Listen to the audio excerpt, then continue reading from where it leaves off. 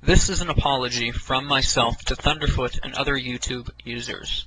I confirm that the contents of this apology are true and accurate. My username on YouTube is Venomfangx. As many of you may know, there has been a dispute between Thunderfoot and myself over the past few weeks. We have resolved that dispute, and as part of the resolution, I am here to express my regret for the misuse of the Digital Millennium Copyright Act to serve takedown notices in relation to a number of Thunderfoot's videos on YouTube. In return, Thunderfoot has agreed not to pursue legal action against me or report me to YouTube. I now realize that I should have sought legal advice before acting. When I served the notices, I did not have a clear understanding of what I was doing or the potential consequences of my actions. I now understand that the Digital Millennium Copyright Act, or DMCA for short, is a U.S. copyright law. A DMCA takedown notice is filed under penalty of perjury, and filing a malicious or knowingly false claim of infringement is a criminal act in the United States. If you serve a malicious or false DMCA notice on someone, then that person has the right to pursue civil action, which enables them to recover damages and legal fees. These are potential legal consequences of misrepresentations in a DMCA takedown notice. Filing a DMCA is a legal right, but it is inadvisable, as this apology demonstrates, to file one without first knowing what you're doing. Further, YouTube states that misrepresentations in a takedown notice is a breach of its terms of service, which can lead to the termination of your account. The DMCA takedown notices that I filed against Thunderfoot were enforced by YouTube on the 8th of September 2008, and the videos that I had lodged these notices against were removed.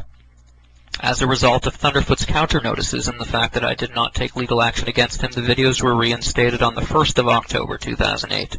I did not contest these counter notifications, as I did not have a valid copyright infringement claim and I was wrong to have served these notices. I accept that I deliberately and repeatedly lied to cover up my wrongdoings, both in emails to Thunderfoot and in my videos. I apologize for lying to Thunderfoot and to all of those whom I have deceived. On the 15th of September, I posted a video in which I alleged that Thunderfoot had committed blackmail. I made this allegation without having taken legal advice. I now accept that I was wrong to have made this allegation, and it was and is totally without legal merit. Again, for this I apologize to Thunderfoot. On the 17th of September, I speculated that Thunderfoot had maliciously disseminated my personal information, and that this action might result in the death of myself or my family.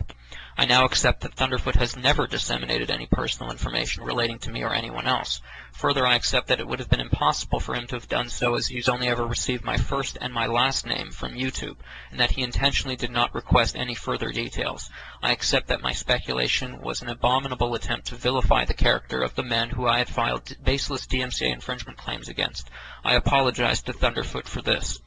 On the 17th of September, I rationalized that my filing of DMCA notices against Thunderfoot's videos by suggesting that I perceived the purpose of these videos as being solely to humiliate or defame my character.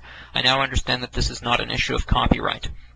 On the 13th and 17th of September, I posted a video in which I suggested that I would go to heaven while Thunderfoot would go to hell. I now understand that my theological views have nothing to do with the legality of my actions concerning the DMCA.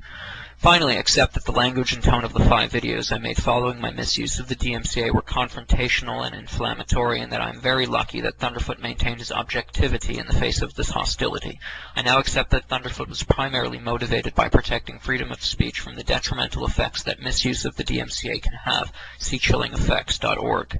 I now understand that my misuse of the DMCA was essentially stepping on free speech rights of others, and that this was both antisocial and unlawful, and I was wrong for doing so. I apologize to Thunderfoot and to anyone else affected by my action.